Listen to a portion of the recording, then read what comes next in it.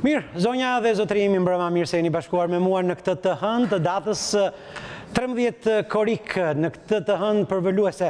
Imaginoni temperaturat kanë qenë sot diku ke 37-39 gradë Celsius, çka do thotë se sipas parashikimeve të Meteo Albi do të kemi një javë përvëlluese deri nga fundi i javës, por nuk janë dhe aq përvëlluese në informacionet e ditës që po lëm pas të kësaj të hënë të datës 13 korik, po për çfarë do të flasim sot? Shikoni, ka plot 10 muaj që ka mbritur në Tiranë.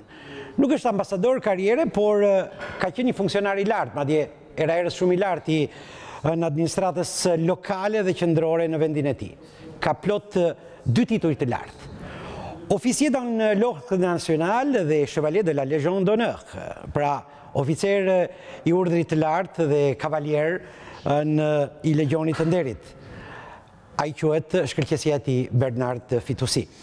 Monsieur Fitoussi nuk është se i ka shumë qef kamerat, po asnjëherë nuk u mbyll dyert dhe dritaret mikrofonave të kamerave dhe të televizioneve të ndryshme.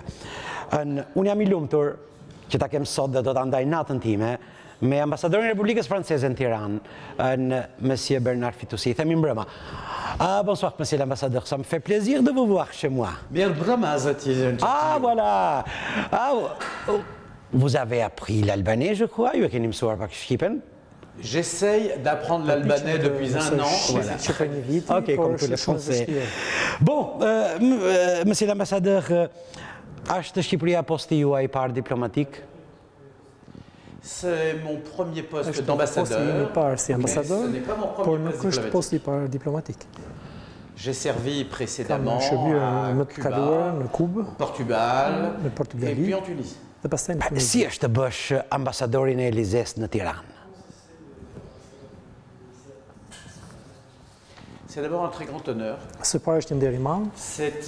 aussi une joie pour moi de représenter mon pays auprès de cette nation qu'est l'Albanie. C'est beaucoup de travail. Je pensais travailler moins. Eh bien, pas du tout. On travaille beaucoup en Albanie. Et mon travail, c'est quoi? C'est de comprendre et de faire comprendre. Shumë punë, ambasadori. Monsieur l'ambassadeur, në klubin e diplomatëve të francez, si cilësohet Shqipëria? Si një destinacion egzotik, si një post i lehtë, apo si një trampolin për poste më të larta? D'abord, l'Albanie est considérée comme un poste européen.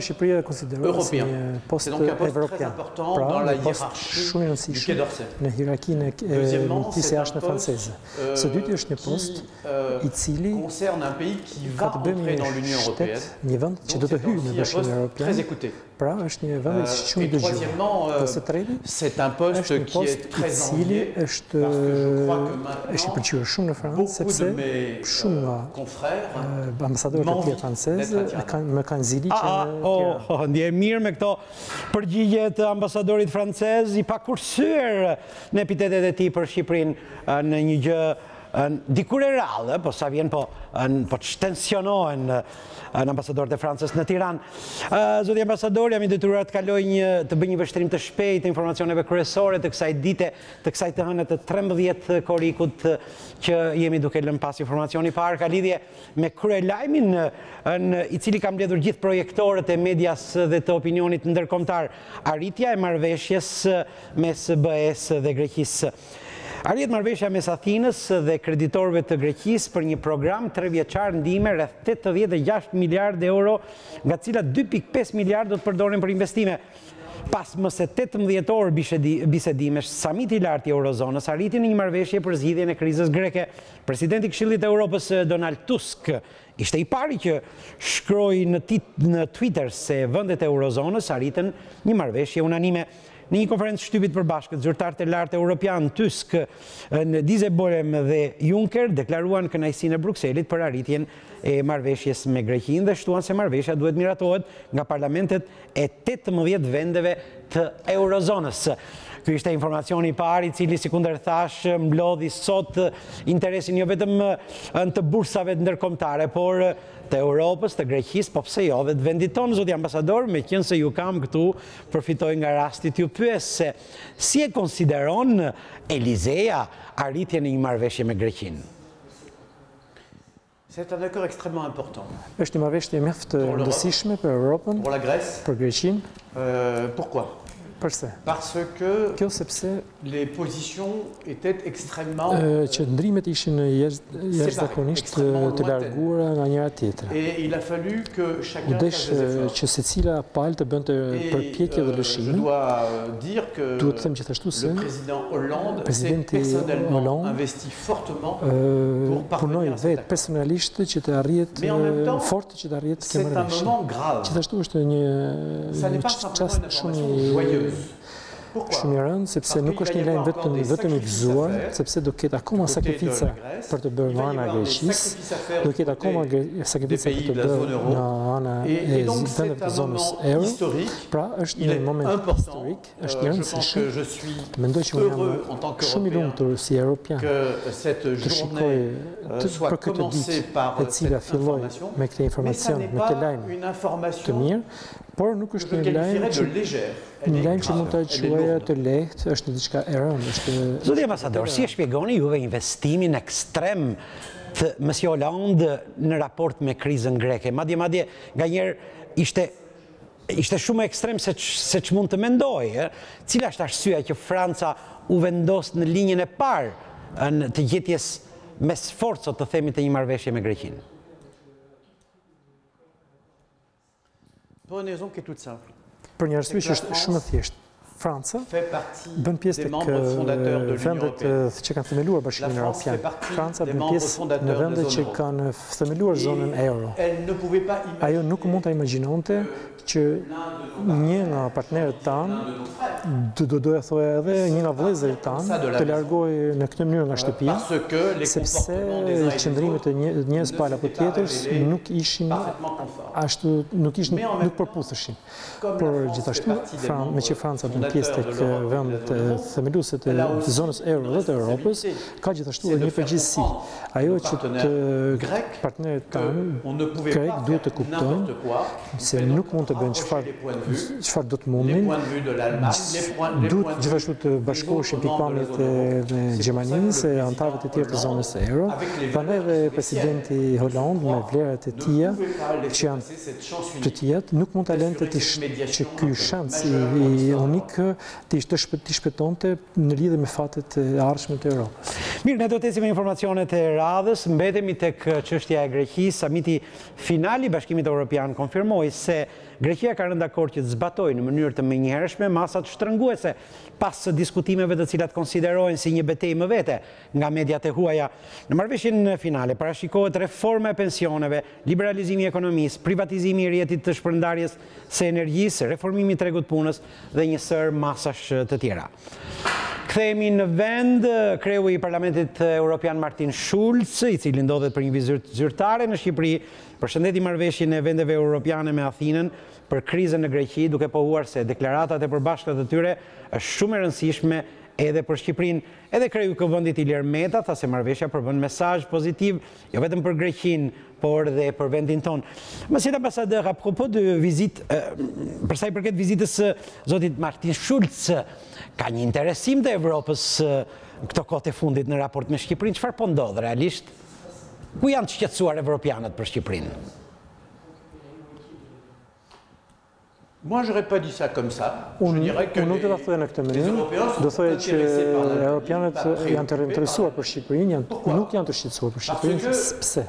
Sepse kam një informacion shumë të rëndësishme për të ndarë me ju. Shqipëria është në Europë që prej 2000 vitesh dhe Shqipëria nuk ka dëshirë të paresi edhe 2000 vjet që të bëj pjesë në Bashkimin Evropian. Pra, jemi të interesuar për Shqipërinë, si Shqipëria është interesuar për ne, dhe kjo është një lajm i mirë. Besoj se çka duat mesazhin e Elizes. Shqipëria ka 2000 vjeçar, nuk mund të presi 2000 vjeçar, çfarë donim shumë. E thot një nga vendet të themeluese të BE-s, Franca, dhe kur e thot Franca, detyrimisht duhet ta thotë dhe Gjermania, Anglia dhe me radhë. Okej, ja dhe informacioni fundit, Partia Socialiste do të mbledhë Asamblen Kombëtare më 18 korrik. Vendimi u morë në mbledhjen e grupit parlamentar këtë thënë, ku i pranishëm ishte edhe kryeministri në Edi Rama. Reforma në drejtësi dhe ligji për arsimin e lartë ishin në fokus të diskutimit mes kreut qeverisë dhe deputetëve të grupit parlamentar. Mirë, ky është informacioni i fundit në bllokun e parë të informacioneve për këtë të hënë të datës 13 korrik, për gjithë ata që sapo janë sintonizuar në emisionin tim. Ju kujtoj se nata do të ndahet sot me Monsieur Bernard Fitoussi, shkëlqësia e tij ambasador i Francës në Shqipëri prej afro 10 muajsh, një dashamirës ekstrem i Shqipërisë, cilën ne do ta shikojmë edhe gjatë kësaj bisede. Zoti ambasador, i rikthehem bisedës më në detaje. A patët ju një lloj mërzitje, zhgënjim kur mësuat se ju caktuar në Shqipëri dhe jo të themi në Pekin, në Rom, në Bangkok apo ndonjë kryeqytet metropol të madh?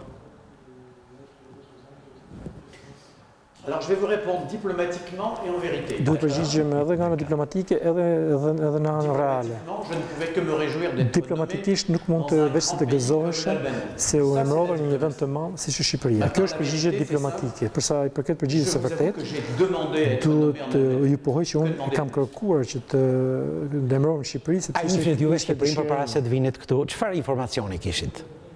Pas du tout. Okej. Mais pour moi, l'Albanie, c'était un mystère.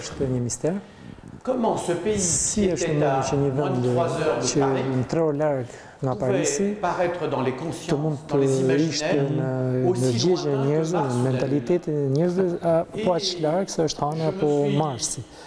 Il fallait absolument Prandaj thash që duhet patjetër të takoj të vend dhe jam vërtet shumë i lumtur se po ju them tani Shqipëria nuk është në Mars as në hënë. Bernard Fitoussi, lindur në 22 prill të vitit 1953, si kundër thash, mbajtës i 2 në titujve shumë të lartë në administratën franceze, është martuar me Sonja Tiba Fitoussi.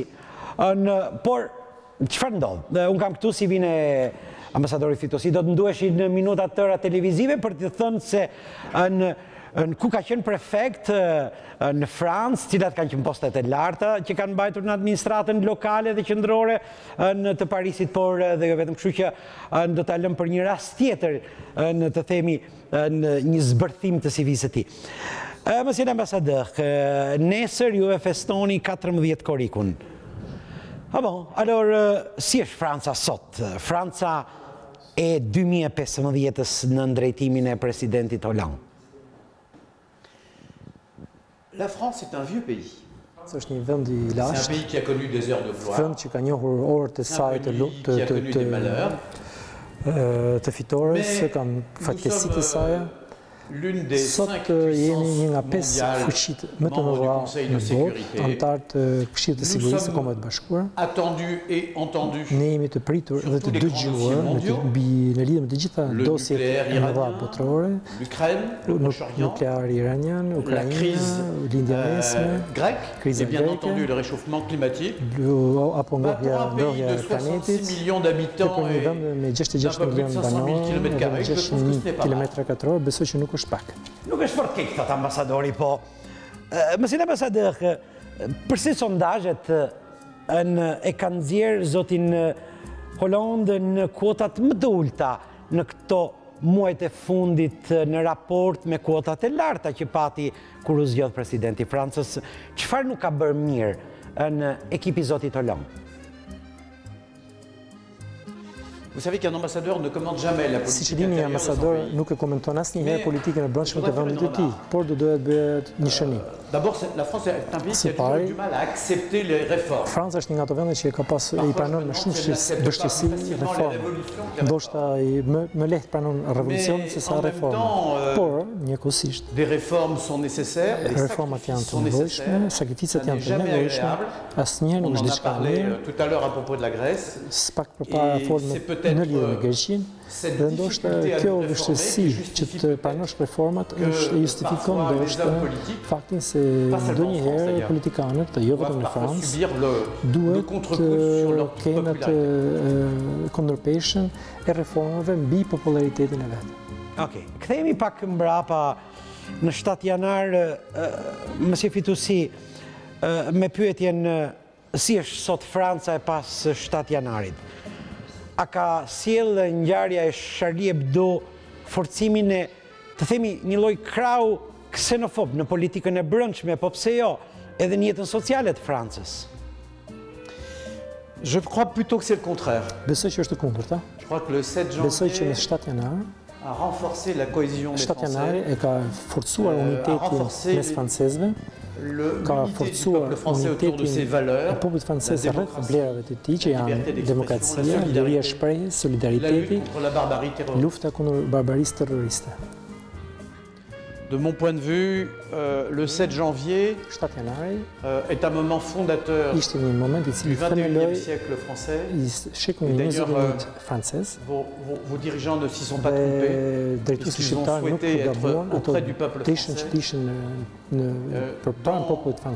Mon ambassade, je pense au président de la République, erdhi presidenti i Republikës, erdhi presidenti i Parlamentit, por edhe në Paris, ku shkoi zoti Rama, zoti Velia, zoti Bushati, dhe gjithë drejtuesit e komiteteve fetare, të cilët shkuan në Paris.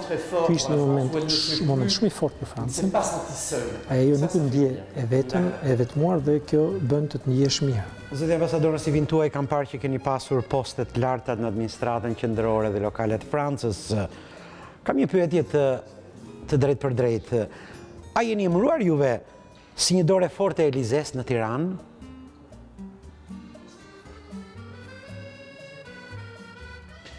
Votre question est très rusée. Pyetja juaj është mjaft e zgjuar, sepse po thash po, do duket shumë pretendime. Dhe nëse them jo, do dukem sikur nuk kam respekt. Alors, je vais être plus sérieux. Për popullin shqiptar. Do jem për të qenë më serioz. Unë kam 40 vjet që shërbej Republikës Franceze, në Francë dhe jashtë Francë. Kam vendosur të jap gjithë jetën time, të konsakroj gjithë jetën time vendit tim. Ky është një nder i madh për mua. Që më bëri kryetari i shtetit, ministri i punëve të jashtme, duke më emëruar ambasador në Shqipëri. Dhe besoni që kjo është vërtet një kënaqësi e madhe për mua. Dakor. Po hym del ngadalë në pjesën më serioze të në intervistës të atyre që quhen marrëdhënie në Paris, Tiranë. Zoti ambasador, pas nesër të mërkurën, mbrin në Shqipëri, në bazë të informacioneve që kam, sekretari i shtetit për çështjet në europiane. Do doja në ty pyesja, cili është qëllimi i kësaj vizite? Je crois que le plus simple, ça sera peut-être de lui demander, mais je peux peut-être essayer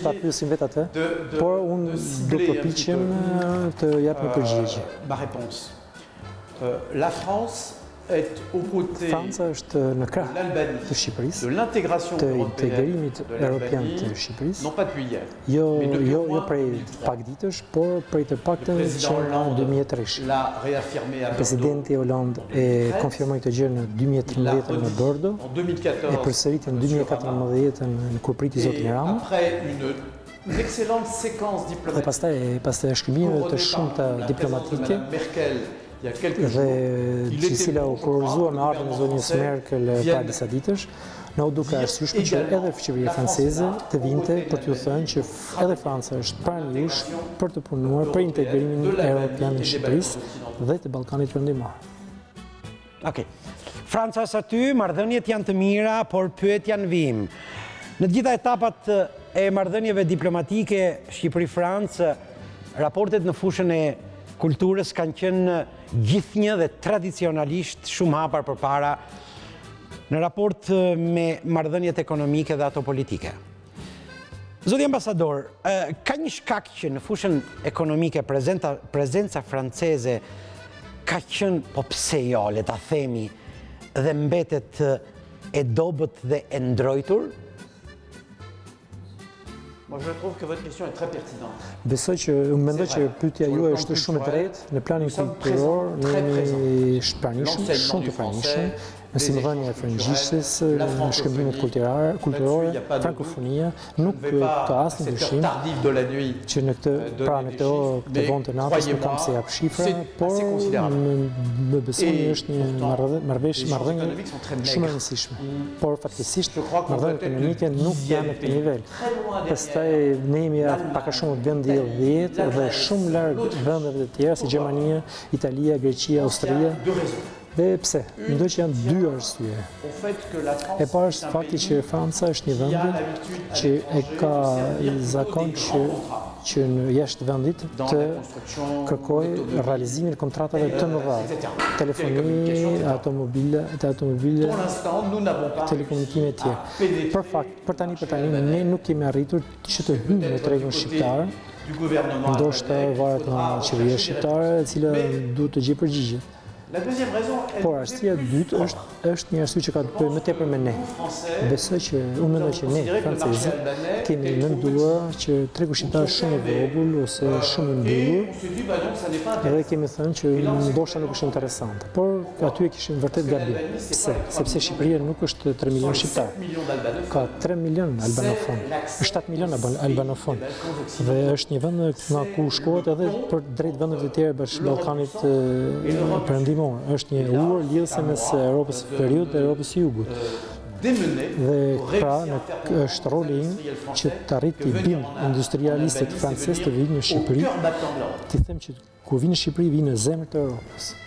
Uj, dakor, si do të bindni juve, të themi, në familjen e Renault, të Peugeot, apo telekomunikacionin francez që të vi. Pse e bëj këtë, zoti ambasador, në optikën tuaj, a do të vazhdoj të mbetet Shqipëria një treg periferik për Francën në drejtim të investimeve? Alors, moi, mon souci est simple. J'ai recueilli l'avis de Monsieur le Président de la République albanaise, Monsieur le Premier ministre de la République albanaise. I kam gjitha mendimet që më kanë thënë Kryeministri, Presidenti i Shqipërisë, Presidenti i Parlamentit, të gjithë më kanë thënë që i kërkojnë Francës të rrisë në mënyrë të konsiderueshme ofertën e saj.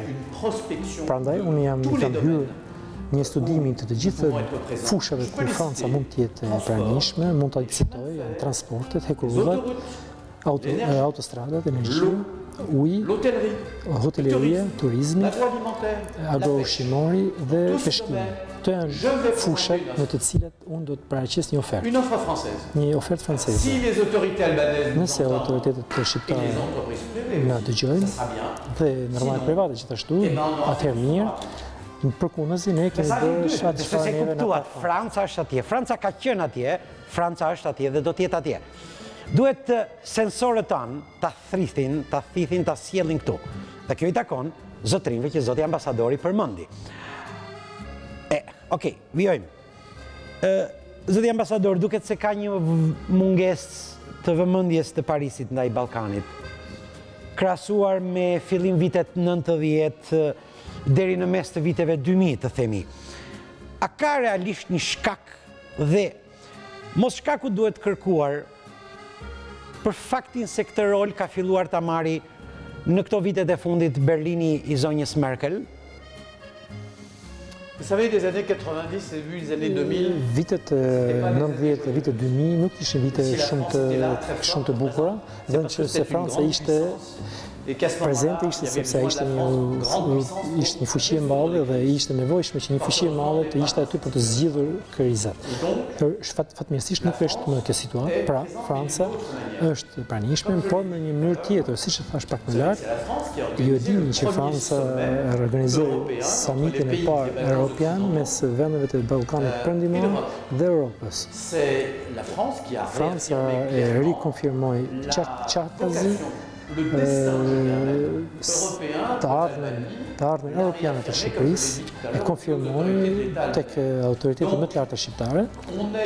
Pra, jemi në një mënyrë më pak të fuqishme dhe më pak prezente të prezencës, por jemi prezent me përpjekjet tona dhe gjë që unë besoj të shikoni edhe me kalimin e kohës. Shikoni, si e shpjegoni juve atëherë mungesën e një vizite të nivelit shumë të lartë, të themi, Në Shqipëri ka një mungesë të një vizite të tillë të një presidenti francez të paktën në këto 20 vite, po pse jo dhe në disa nga kryeqytetet e Ballkanit perëndimor. Çfarë ka Franca politike që ka krijuar një lloj distance me Ballkanin që e ka pasur shumë gjatë dikur? Alors, d'abord, je vous rappelle que le président Nishani a été reçu en 2013. Në fillim ju kujtoj se presidenti Nishani u prit në Francë në 2013 nga sekretari i qeverisë i shtetit francez. Pra, nuk është e vërtetë. Fakti që marrëdhëniet mes dy shteteve nuk janë vërtet marrëdhënie që zhvillohen ditë ditës, por kanë afatet e tyre periodike. Së dyti, përsa përket ministrit tonë të punëve të jashtme, ju kujtoj që ai ka qenë pak i zënë, do të them nga disa kriza shumë të rëndësishme. Kemi fjalën për Ukrainën, për nuklearin iranian, për krizën greke.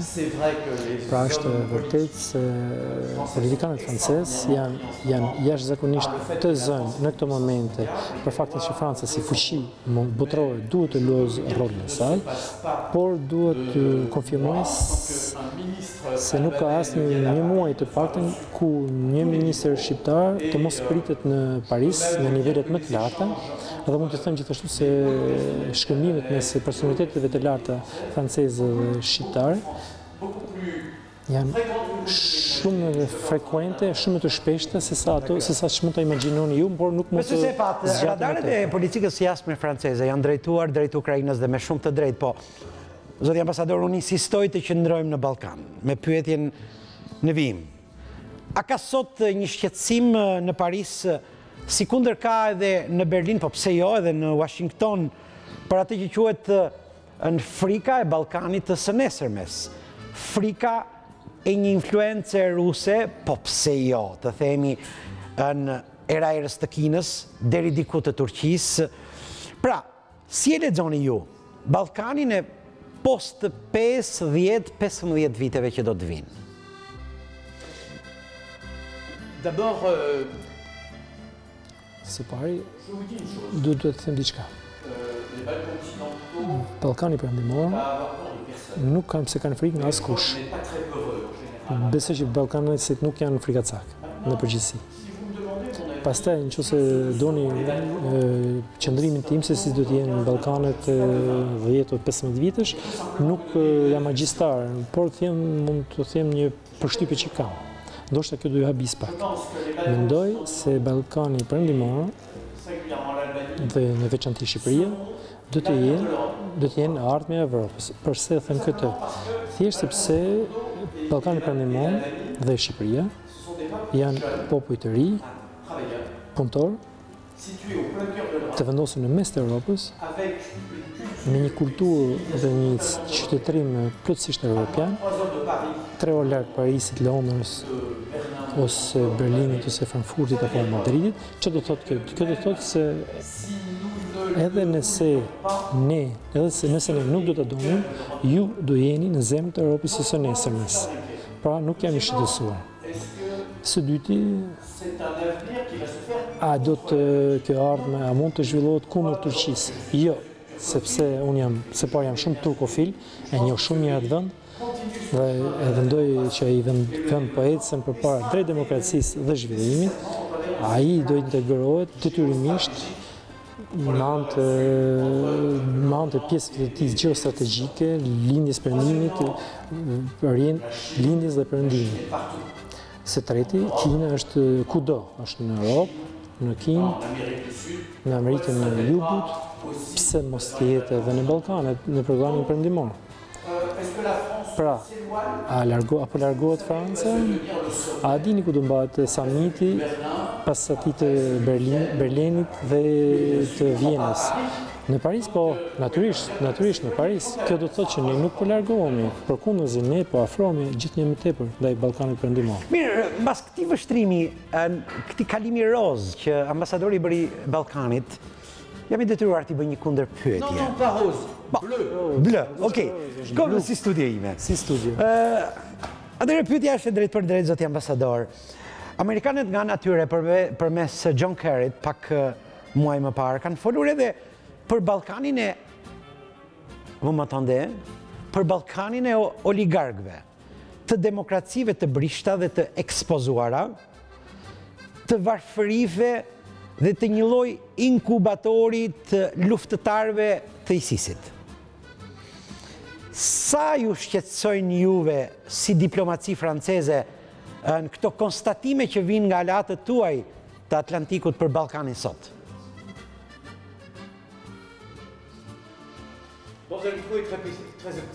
Ndoshta ju më shikoni si shumë optimist, por aq më bën.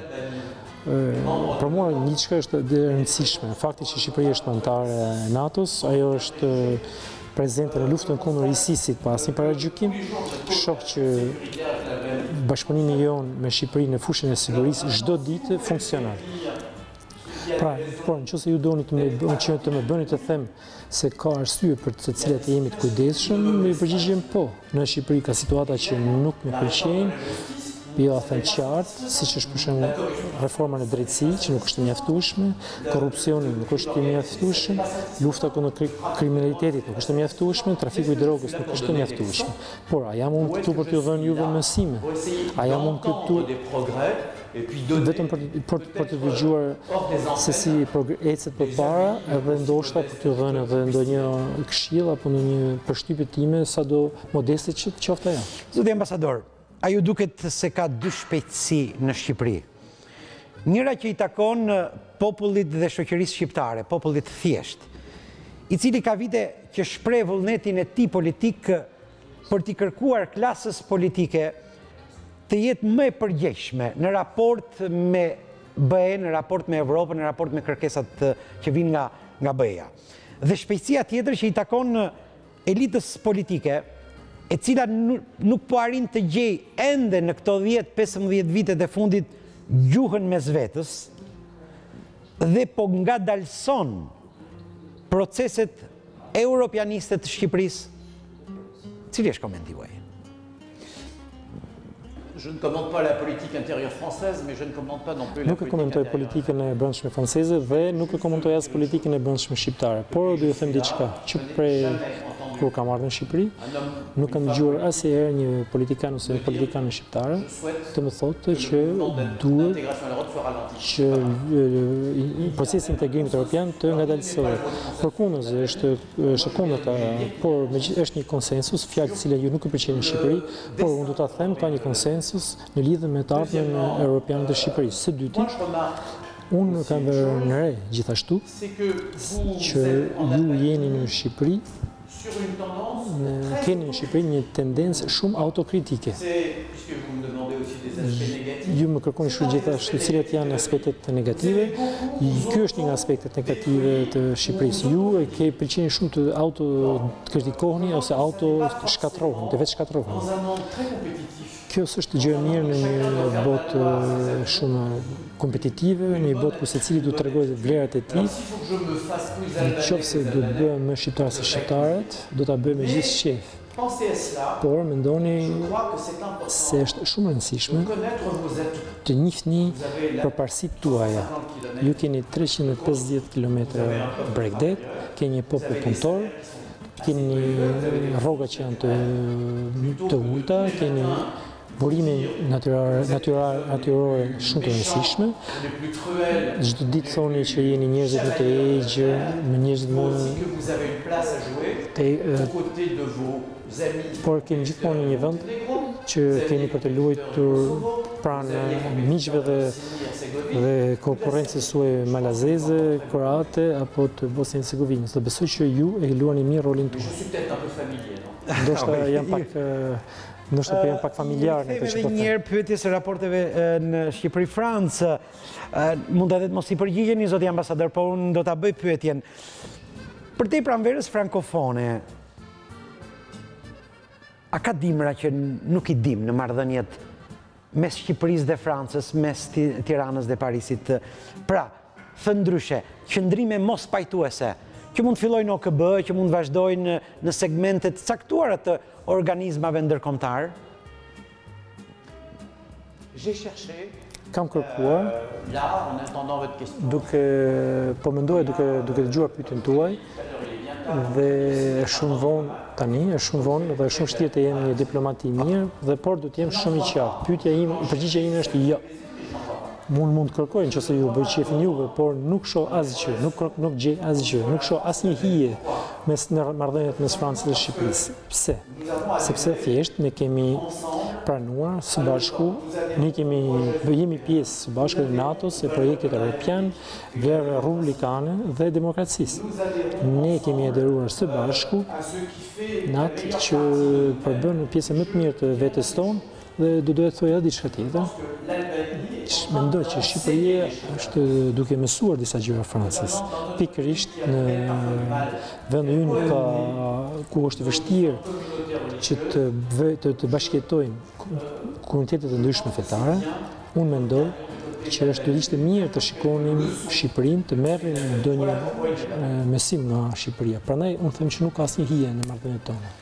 Ambasador Fituzi, sa të shqetësuar jeni juve nga rritja e azil kërkuesve shqiptarë në Francë?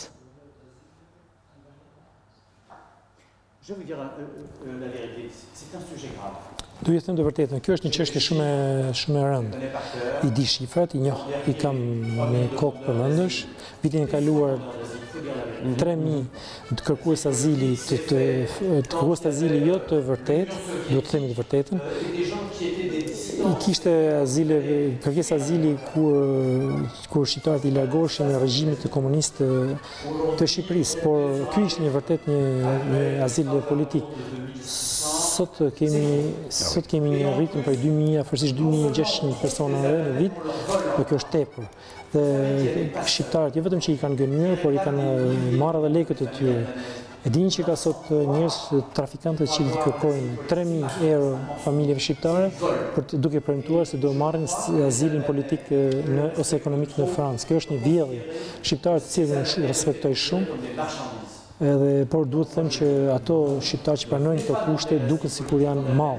Atyre i them që mos e kërkoni azilin politik shqiptar në Francë, nuk do ta keni kurrë, të keni dinjitetin tuaj, të jeni krenar për të. Ardhmja juaj është në Shqipëri, por në një Shqipëri evropiane. Nuk është në azil as në kushtet e këqija. Në vijim të pyetjes së radhës kërkoj një përgjigje të sinqertë, zoti ambasador. A duhet të jetë Tirana zyrtare më serioze në këtë drejtim?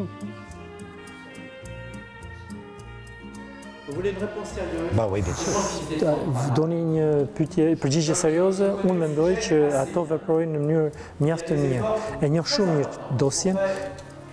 Qeveria shqiptare po bën përpjekje vërtet shumë serioze për të përgjigjur kësaj pyetje. Prandaj unë do doja që të bëheshin shumë gjëra më tepër në luftën kundër trafikantëve. Do doja të bëhej shumë më tepër për të rikthyer në Shqipëri kërkuesit e azilit, të cilët u refuzohet kjo drejt nga autoritetet franceze. Por duhet të pranojmë gjithashtu që Shqipëria ka për të përballuar një valë të konsiderueshme emigrimi që vjen nga Siria, nga Eritrea, dhe nuk do isha i ndershëm nëse do thoja se duhet bërë më, sepse nuk po bën sa duhet. Po, jo, Shqipëria bën shumë. Të duhet që të bën akoma më shumë. Kjo mbi këtë pikë unë do insistoj gjithmonë. Duhet pranoj se shumë është bërë edhe në të kaluarën dhe se ka akoma shumë për të bërë në të ardhmen, por nuk isha pa sinqert të thuaj se kjo nuk është mjaftueshme. Do të stopojmë vetëm 2 minuta, sepse do të hidhemi tani në rubrikën tonë përhershme, Infonat, në 2 minuta informacionet kryesore nga vendi, rajoni dhe bota. Por mos u largoni. Në pjesën e dytë, me ato minuta që na kanë ngelur, me ambasadorin Fituzi, do të flasim për diçka tjetër, cila do të jetë ajo, Infonat.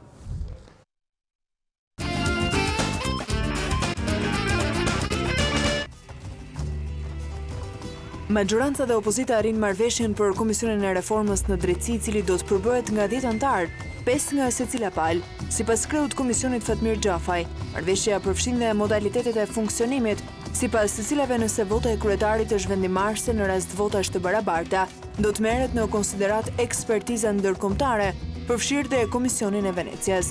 Ndërkaq që opozita përmes nënkryetarit Eduard Alimi vlerëson marrëveshjen e cila sipas tij kushtozon kryetarin të respektojë standardet në vendimarrje. Autoritetet italiane dëbojnë shqiptarin Alban Elezi që dyshohet se kryente rekrutime për llogari të ISIS. Vendimi është marrë pasi gjykata italiane e ka liruar 38 vjeçarin e arrestuar, duke hedhur poshtë akuzën e prokurorisë. Ka mungesë provash reale dhe për të vërtetuar aftësinë e Alban Elezit në vendosjen e raporteve me ISIS për të garantuar një rekrutim të vërtetë të luftëtarëve të rinj të Shtetit Islamik drejt Sirisë, thuhet në vendimin e gjykatës italiane. 38 vjeçari u arrestua pak kohë më parë në Kavaj dhe më pas u ekstradua drejt Italisë me vendim të prokurorisë së Shtetit Fqinj në akuzën e terrorizmit në kuadër të operacionit Balkan Connection, gjatë të cilit u arrestuan 3 persona. Prokuroria italiane akuzonte shqiptarin se ka rekrutuar një maroken dhe më herët një tunizian. Gjykata themelore në Prishtinë ka caktuar masën e paraburgimit një muaj ndaj 5 të pandehurve të dyshuar për lidhje me terrorizmin, të arrestuar tek liçeni i Badovcit. Ndaj Besnik Latifit, Enis Latifit, Milezim Haxhiaj, Gazmend Halitit dhe Fehmi Musës, ekziston dyshimi se kanë kryer veprat penale të përgatitjes së veprave terroriste ose veprave penale kundër rendit kushtetues dhe sigurisë së Republikës së Kosovës. Gjykata ka pranuar pretendimet e prokurorisë se nëse të pandehurit liheshin të lirë mund të ndikonin në rrjedhën e procedurës penale, duke zgjësuar, ndryshuar apo falsifikuar provat e veprës penale apo mund të ndikonin tek dëshmitarët e cilët akoma nuk janë dëgjuar. Në momentin e ndalimit, policia i gjeti një sasi helmisi dhe simbole të ISIS, si flamuj, maska dhe doreza në sendet personale të 5 të arrestuarve. Ndërkaq sipas mediave në Kosovë, të ndaluarit kishin synim të elmonin liçenin e Badovcit. Përfundon pa gjakderdhje pengmarrja në një dyqan afërsi të Parisit. Autoritetet kanë arritur të evakuojnë 18 persona që ndodheshin brenda ambientit të dyqanit. Pengmarrja ndodhi rreth orës 6:30 të mëngjesit në një dyqan. Raportimet paraprake flasin për 2 ose 3 persona të armatosur, të cilët kishin hyrë në dyqan dhe nën kërcënimin e armës, kishin marrë peng personat për të cilët dyshohet se janë punonësit e dyqanit. Burime nga policia lokale thonë se dyshohet për një grabitje të armatosur, por ende nuk ka shumë informacione dhe nuk dihet saktësisht qëllimi i tyre.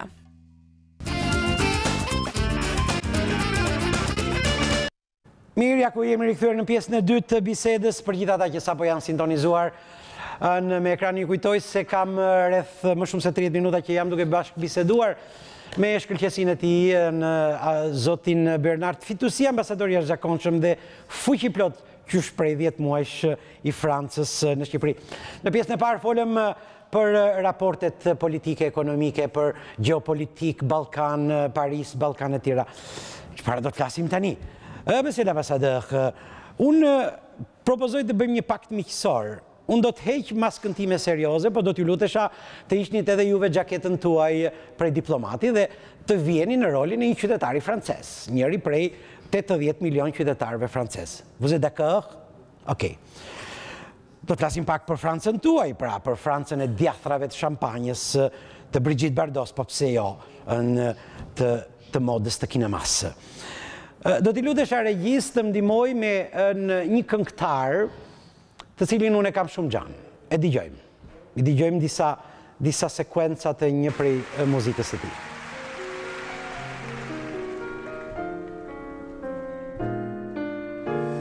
Je vous parle d'un temps que les moins de 20 ans ne peuvent pas connaître. Montmartre en ce temps-là accrochait des lilas jusque sous nos fenêtres et si l'humble garni qui nous servait de nid ne payait pas de mine. C'est là qu'on s'est connu, moi qui criais famine et toi qui posais nu. La bohème. Ishte i madhi Charles Aznavour me baladat e tij të mrekullueshme, të cilat edhe pse mund datojnë në vitet 70-80, vijojnë të jenë po kaq të dëgjuara, të paktën për mua, nuk e di për në zotin ambasador, cilin do ta pyes tani. Monsieur l'ambassadeur, Charles Aznavour apo Gilbert Bécaud, Mireille Mathieu apo Johnny Hallyday, ku janë sot titanët e muzikës franceze? Pse nuk kam Aznavour ose Bécaud ose Mireille Mathieu të 2015? Moi je dirais Benabar. Unë do të thoja Benabar, Calogero. Je dirais të përmend ndoshta gjithashtu këngëtar shumë të ri, Camille, La Grande Brigitte janë emra të ri. Por ju pranoj që Brezin është la A jeni fans i gjeneratës Aznavurit, Bekos, Dassin, apo jeni fans i muzikës së viteve 2000-2015? Voilà. Shumë fan i asaj periudhe ku muzika franceze dhe fjala muzikës franceze kishin arritur të martoheshin një tjetrin dhe të shkonin drejt të popullit. Ka shumë poezi në muzikën e viteve 60, 70, 80. Pse nuk ka sot poezi në muzikën e viteve 2000? Si e shpjegoni ju këtë? E keni shumë gabim. Po jap një shembull. Është sot në Francë ajo që quhet slami apo rapi, janë të rinj që kanë në 30, në 20 vjeç, por ka një poezi vërtet të jashtëzakonshme, flasin shumë shpejt, në mënyrë që të duke përdorur fjalët sikur të ishin në ritëm, dhe nuk është ndoshta poezia e flokëve tonë të bardhë, por është poezia e tyre, dhe nëse i dëgjon me kujdes, është shumë e bukur. Ne poezinë idhemi në një oqean të madh. Përmes fotos së një prej emblemave të bukurisë franceze. Është një aktore e viteve 60, e viteve të ambasadorit Fitoussi. E shikojmë për të parë se për çfarë do të flasim. Voilà, la grande Brigitte Bardot. Atëherë, pyetja e radhës. Nga Nouvelle Vague, në kinemas famshme franceze, të viteve 50-60 deri fund viteve 80, jenë në kineman e viteve 2000, të shekullit të 21. Unë prap insistoj, zoti ambasador, dhe besoj se do të më mbështetës në këtë insistimin tim, në çfarë ka që nuk shkon sot në kineman franceze në raport me regjizorët e mëdhenj të viteve 60-70, po pse jo dhe viteve 80. Nuk e kemi më atë sharmin, atë rëndesën e kinemas franceze të kohës Gérard Philippe, ou Bardot, ou...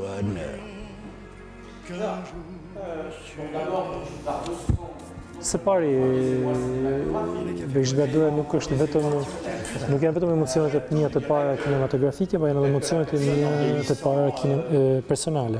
Duku plakur, njeriu, këto imazhe ngjallen më shumë pyetje se më pak emocione. Por do ta dini, është shumë vështirë të mund të krahasosh, të duash të krahasosh se çfarë kemi pëlqyer ne kur ishim 20-40 vjeç, dhe çfarë pëlqejnë të rinjt sot që kanë 20 apo 40 vjeç. Unë besoj që ka filma shumë të bukur, filma vërtet shumë të heqës, qui sont des vraies comédies françaises. Filma që janë komedi të vërteta franceze, por përballë blockbusters amerikan, është shumë e vështirë të bësh krahasime. Shumë kinema europiane janë zhdukur, siç është kinema italiane, kinema spanjole reziston akoma. Kinemaja franceze është kinemaja e tretë apo e katërt kinema botërore, dhe nuk është keq, nuk është një rezultat i keq. Sot, në Francën e 2015, bukuritë të tilla, zoti ambasador?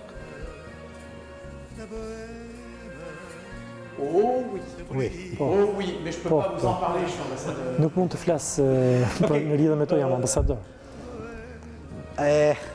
Brigitte Bardot, sa më shumë ta mbash në ekran, aq më shumë në mbetesh fansi saj. Zoti ambasador, është fakt se mendimi francez ka qenë forca kryesore në gjitha përpjekjet e civilizimit njerëzor. Historiani André Siegfried thot diku se kudo ku ajo shkonte, pra ky mendim, ose kudo ku ajo shkonte, Franca paraqiste qartësi, lehtësi intelektuale, kuriozitet dhe një formë zgjuarësie delikate. Por në 2012, magazin literaire i ra alarmit me një titull, po pse jo, të themi apokaliptik, kur tha: La France pense-t-elle encore? Pra, a vazhdon të mendoj Franca akoma? Donc la question, pyetja, ka një lloj zbeje të mendimit pararoj të Francës, të mendimit filozofik, politik, social, të tipit Sartre, Beauvoir, në raport me 2015-ën?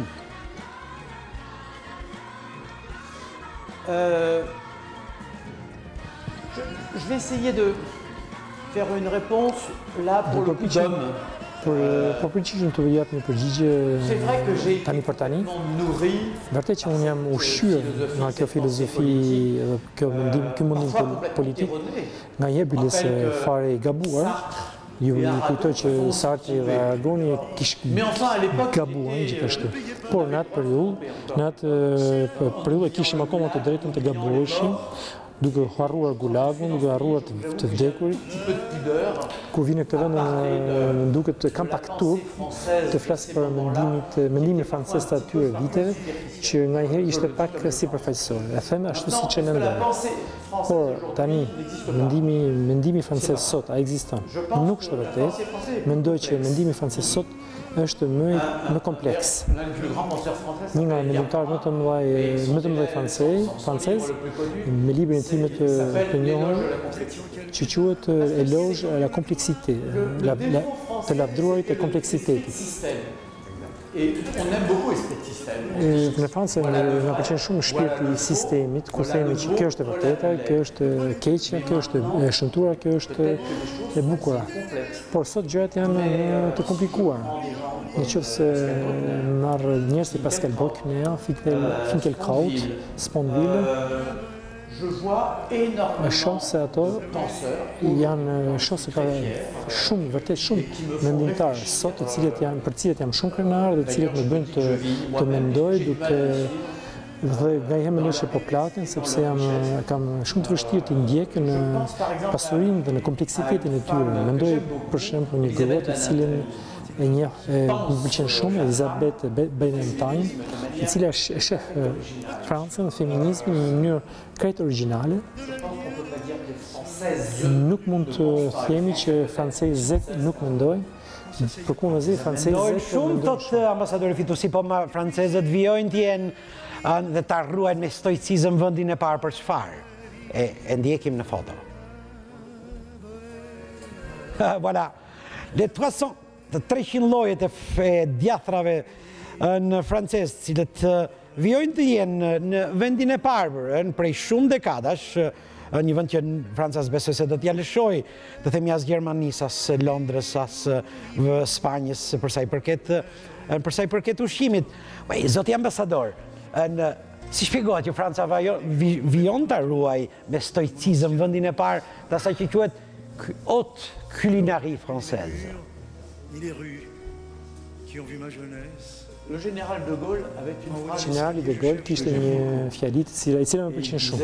Ai thoshte: si mund ta drejtoni një shtet që ka 355 lloje të ndryshme djathë? Je dirais qu'il suffit d'en manger un par jour. Mund të thojë që mjafton të hash, ta provosh një djathë në ditë. Ta shijosh atë. Është Franca një fuqi e madhe kulinare. Shumë sinqerisht, ne akoma vazhdojmë të ham mjaft të mirë në Francë. Edhe në Shqipëri ne kemi bërë një festë të madhe të gastronomisë franceze, ishte diçka shumë e bukur, ishte vërtet u kënaqëm. Por mendoj që Franca duhet të jetë kujdesshme, sepse ka kundërshtar apo rival shumë të rrezikshëm, Spanjë, Itali, në linjët e mesme. Do të dërgoj një telegram sekret, ku do të them që edhe Franca do të ketë shumë kujdes nga kuzhina shqiptare, e cila është jashtëzakonisht e mirë, sepse produktet tuaja janë veçanërisht të mira, dhe nëse ju do të arrini.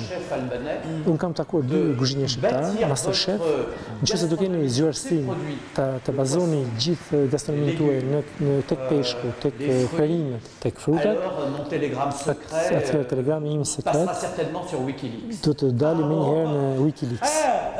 Ja dhe një pyetje, cila është pjata e preferuar shqiptare e ambasadorit në Fitosi? Alors, moi, il y a un plat que j'aime beaucoup en albanais. Është një produkt I cili më pëlqen shumë në Shqipëri, por nuk më kujtohet emri. Është një lloj sallami kosovar I kuq. Le nom est confit grillé.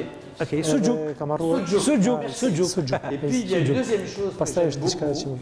C'est une mélange de ratatouille avec des œufs et super peshku mozzarella ou de fromage. Peshku me mozzarella ose një lloj djathi. Besoj që mësuesimi I Shqipërisë zonja Fitusi ka një preferencë sepse duhet pyesim gratë sepse ato kanë një shije më. Je vais réserver le secret de ma vie privée. Sekretet e jetës sime private do t'i them, por besoj që shpresoj që të mos më dëgjoj.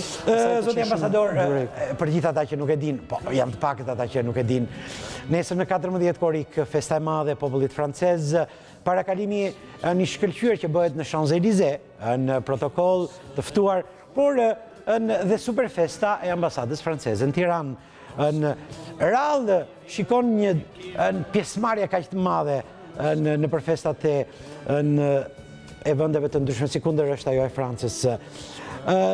Informacionet e mia më bëjnë me dije që përveç pjesës protokollare të festës nesër në zoti ambasador, do të kemi le fameux bal le musée. Çfarë janë bal musée? De quoi il s'agit? Vous êtes redoutablement bien informé.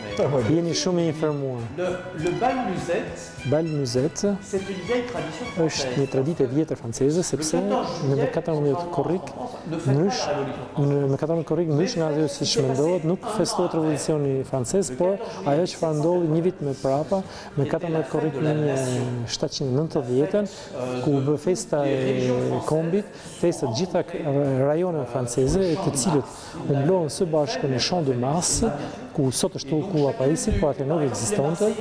Nga gjitha vendet erdhën, marsejezët erdhën një këngë, e cila quhej La Marseillaise. Çdo krahin linte me një këngë apo me një vallë. Dhe nga kjo ngjarje ne kemi ruajtur, kemi bërë tradicionale dhe siç është bal muzet, vallja ose vallëzimi muzet, dhe ne do përpiqemi që nesër në pritjen e festës kombëtare ta përsërisim këtë traditë, por jo me këngëtarë të viteve 60, 70, 80, por me këngëtarë që do ju habisin, do ju çudisin. Janë këngëtarë të viteve 2010. Pra janë por që e kanë kuptuar në një perfekte bal muzet. Mbroj tezën e tij të këngëtarëve të 2015-s. Unë do të vijoj të jem tradicionalist I periudhës së Aznavurit, në Bekos, apo në asaj periudhe që pse jo, na ka rritur brezin tim dhe brezin, po pse jo, dhe brezin ambasadorit, pavarësisht se Bernard Fitusi pëlqen 2015 këngët edhe. Doja regjia të vinte në sfond edhe një herë në disa nota të këngëve të Aznavurit, sepse jemi pothuajse në fund. Zoti ambasador Bernard Fitusi, unë ju falenderoj fort për prezencën tuaj në këtë orë të vonë të natës, duke ju garantuar se u ndjeva mirë në këtë bisedë.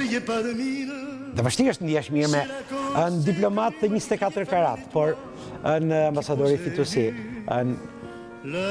e gjveshje era erës gjaketën e ti prej diplomati. Kjo ishte arsyeja që unë ndjeva mirë. Unë ju falenderoj dhe njerë dhe ju uroj festë të mbar për juve dhe për popullin francez. Faleminderit natën e mirë. Okej, ishte me mua ambasadori Republikës Franceze në Tiranë, Bernard Fitusi.